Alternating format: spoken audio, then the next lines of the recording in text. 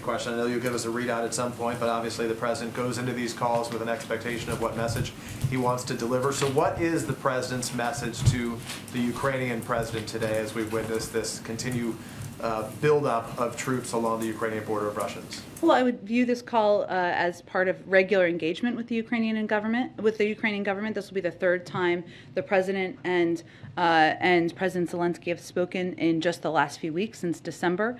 They'll discuss the latest diplomatic and deterrence efforts with Russia. The president will reaffirm the United States' commitment to supporting Ukraine's sovereignty and territorial integrity, and our commitment to nothing about Ukraine without Ukraine. But this is more of a check-in call than it is a call where there is a specific announcement being delivered. Has the White House changed its assessment? Has the Biden administration changed its assessment that a Russian invasion is imminent?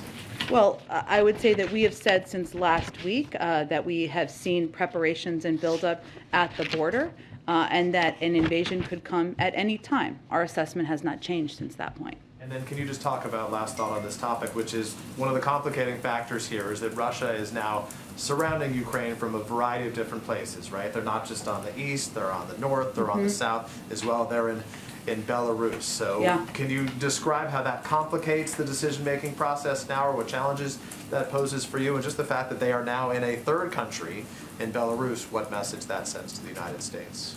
Well, I would say there's a couple of ways we look at that, Peter. One is, as you know, we're continuing to strongly encourage U.S. citizens who are in Ukraine to depart Ukraine because we watch closely, and while we don't and we're not predicting what President Putin may do, we certainly are watching closely the buildup of tens of thousands of troops on the border, and also the fact that we want to ensure there are ample ways for American citizens to depart Ukraine should they decide to leave Ukraine. We're certainly encouraging them to do that.